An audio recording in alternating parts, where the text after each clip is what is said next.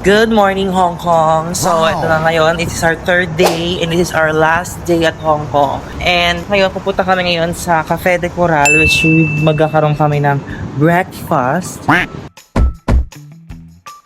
Let's go and try Cafe de Coral. Actually, meron po kaming voucher for that because yun po yung libre dun sa aming travel agency na kinuha, which is yung San Roque LS Travel and Tours. So may mga tour packages kayo na gustong itanong, i-quote sa kanila, just PM them on their social media accounts. Yes, beaches. Wow! So eto na po, dito tayo magbe-breakfast. Wow!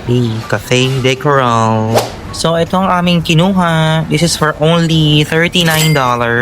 So meron siyang coffee, may oatmeal, may bread, sausage, and egg. At actually, nag-add lang kami nung siomai. Chicken. It's chicken, coffee. Wala lang siyang sarili niyang oatmeal. How's the coffee? Good. It's good. Kahit di nalagyan ito. Parang di ka siya good. Wow! Let's begin.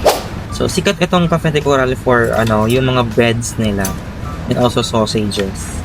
So, tikman natin kung masarap siya. So, this is the sausage. Wow! Ang laki. Sakto lang, Chinese version. So, let's taste it. This one. Yung sausage na parang nasang Vienna sausage na pinirito lang. Ito naman yung egg. Sarap yung egg, creamy. Wow! And may pinapatigid sa akin si Ate Mo Criza. Yung chicken. So, let's taste it. With honey. Chicken with honey siya. Wow! Yan. So, magkano to, be? Parang $39 lang din siya. Ay, perfect. Wow! Sarap. Smoky.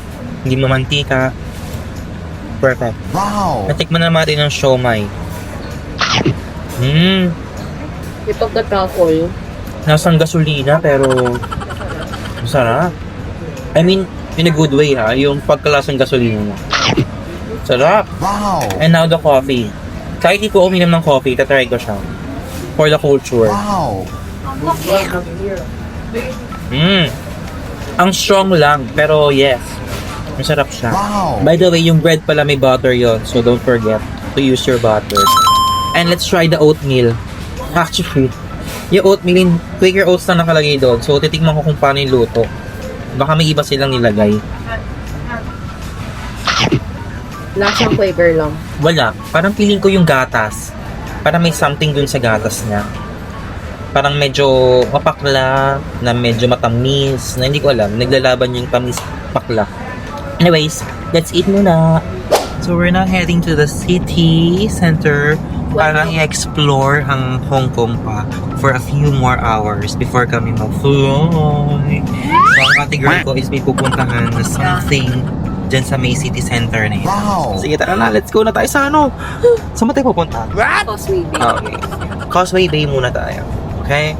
So, if you're looking for an activity na gusto nyong puntahan dito sa Hong Kong, is itay nga tong Villain Hitting o yung Dai Yan. Dito sa may Central Hong Kong. Maghahanap tayo ng auntie o mga ayi na pwedeng maggawa ng ating cursing ating mga enemies. Sit down.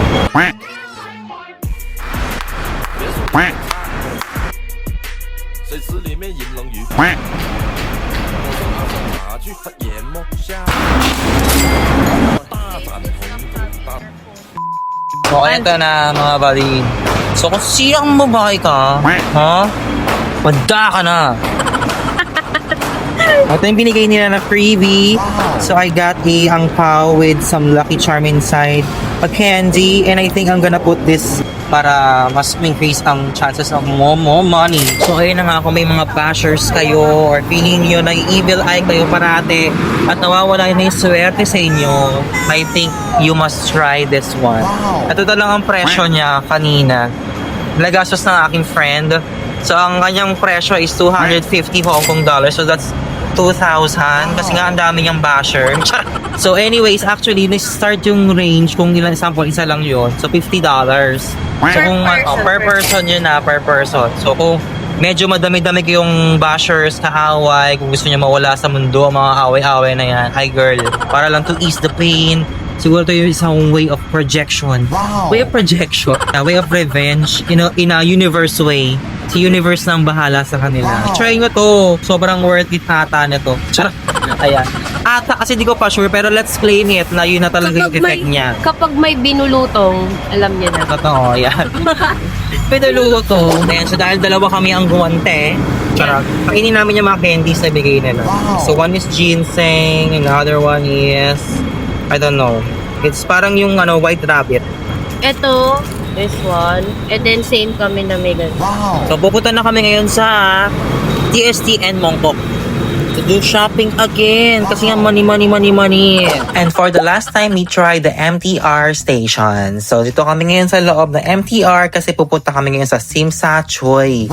Yes, para mamili at mag-photo opportunities sa mga ganap doon. Photo opportunity, Chariel. So touchdown at Simsa Choi and dito po makikita lahat po ng mga iconic places of Hong Kong. So tara, pupuntahan na namin siya ngayon since first timer. So dapat ma-visit niya yung mga iconic shit ng Hong Kong.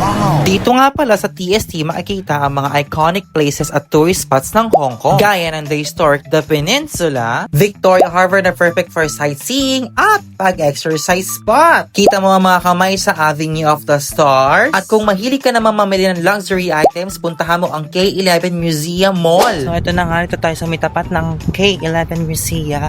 So this is a mall that looks like a museum. Mag-visit lang ako sa loob kasi I'm gonna visit one of case store dito sa loob kasi bibili tayo ng case ulit.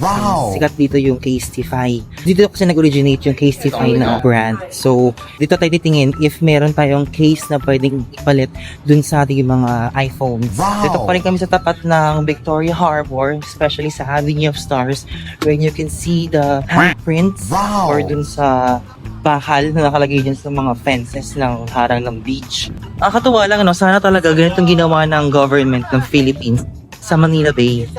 Look, oh. Diba? Ang gusto ko lang naman sabihin is, dapat ginawa nilang mas functional gaya nito. Girl, urban planning is not shaking talaga sa Philippines. Alright, this is the interior of K11 Museum. Diba? Ang ganda. Para siyang anatomy of a chocolate. Amaze na naman ang ganda ng ate ko. Siyempre, wala nito sa third world country. Yeah, unless Thailand. The third world country we aspire. Yes. So usually dito sa loob ng K11 Museum Mall is more of the branded side. So kung medyo gusto mo mag-splurge ng pera to a branded clothing, branded shit and everything, dito ka punta ka dito. At makakakuha ka ng mga discount, especially if nakipag-friends ka dun sa mga sales associates dito. So, I've tried once dito. Naging kaibigan ako sa, text siya ng text sa WhatsApp ko. Ang hindi siya nire-reply. Kasi balik na daw ako sa Hong Kong and everything. So, ayan. Nakabalik naman ako ng Hong Kong, pero hindi nakabibili sa kanya, be. Kasi mahal nung brands. Though, kaya naman. Hoy! Wow! Talaga lang. Charot. Na-joke lang. Hindi. Siyempre, once in a while, kailangan mo rin na treat yourself mo. Pero once in a while, every week. So, bababa kami ngayon sa medyo basement or lower ground. Food court na to. No, dito yung yung mga ibang makeups. Sa lower yung mga makeups. Food court talaga. Grabe ginawa mo SM. So, ayan, dito may mga makeups, pabango. So, ayan, may mga Dior. Ayan, Givenchy. Meron dito ang Chanel. And then meron itong Dior. And we have here the Armani sa ibang likuran. So, hanapin ko muna dito sa yung Casetify, which is yung talagang pinaka-goal natin na makita at mabili. If ever may magustuhan tayong design. Kasi medyo pricey din kasi si Casetify. Alright! Ito na ating Casetify Studio. So, ang kanilang featured ay ito. Ayan. Si Mura kami. Mura daw sila, babe. Sure na mura. Okay. Confirm natin kung mura nga talaga, B.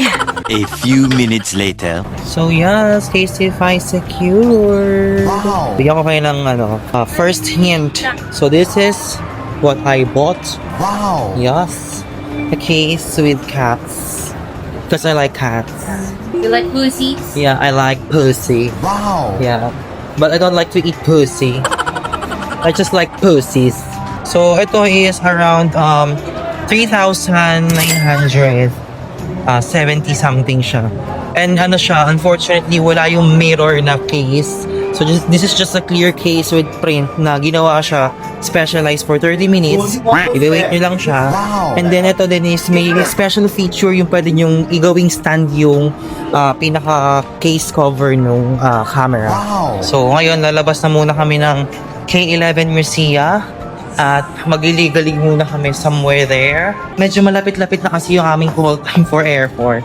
So medyo nagmamadali na tayo. So let's go to our next destination. So ayan, riding again a taxi going to City Gates. So I think that is our last itinerary before we go to the airport. We're so drained. Yun nga. Ito nabili namin sa Longfong. The Jewel 1 Blue de Chanel. Magkano to? Around 10,000 pesos lang siya compared sa Philippines. And I got these. So, sabi ko sa inyo, check nyo lang dun yung scent. Tapos palikan nyo sa Longfong baka meron. I got these. Yan o. Dior J'adore. So, eau de parfum. Ang nakakatuwa dito kasi, for 10,000 pesos, meron na siyang 10 ml na refillable bottles. Perfect. I also got these CK Into You for only 1,500 pesos. So this is also my favorite perfume. So you must try it.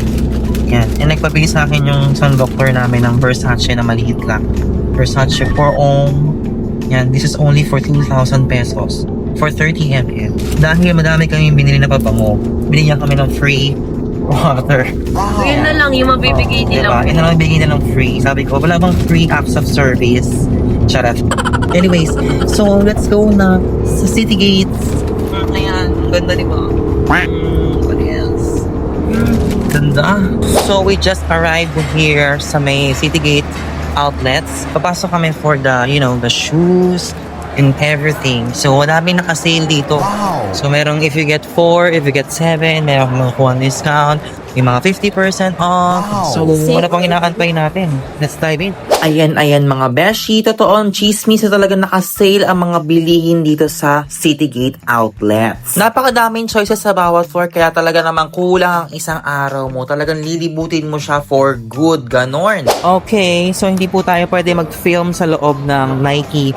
So, bumili na lang tayo ng naka-sale na sapatos from $699 to $381. So, kayo na bahala mag-convert kung magkano yun. And ito siya, here. So, nabilang ko rin ang aking sister ng pasalubong. So, ngayon po, dahil kailangan na po natin medyo bumalik na sa aming hotel, bibili na po ako ngayon ng ating bake house. Look at that. That's a famous egg tart ng Hong Kong. So, let's go. Walang katao-tao. There, the sourdough. Ayan, yan po ang bibilihin natin. Parang ang dami-dami nilang masarap. Pero kinda pricey. So, bumili na rin kami ng aming bake house. Perfect. So, actually, tinikman na namin yung yung nag-iisang version dito sa may tungso na milk tea na parang something na ganito. Basta square siya. At di namin na-video kasi hindi namin alam na hindi pa na nag-record kung leche Ang count. galing. But anyways, for $40, you can try that dito sa may bake house Tung Chung, especially sa may Citygate outlet. So, i-try nyo yan. Madami actually ng pagkain pa din namin na-try sa Hong Kong. So, feeling ko it's a sign na bumalik. Bumalik. I think babalik talaga. Babalik. Wow. Anyways, so without further ado, I'm gonna end this vlog now. Thank you so much for watching and see you on my next vlog. Bye-bye! Bye. Bye, Hong Kong. Thank you so much. Mwah.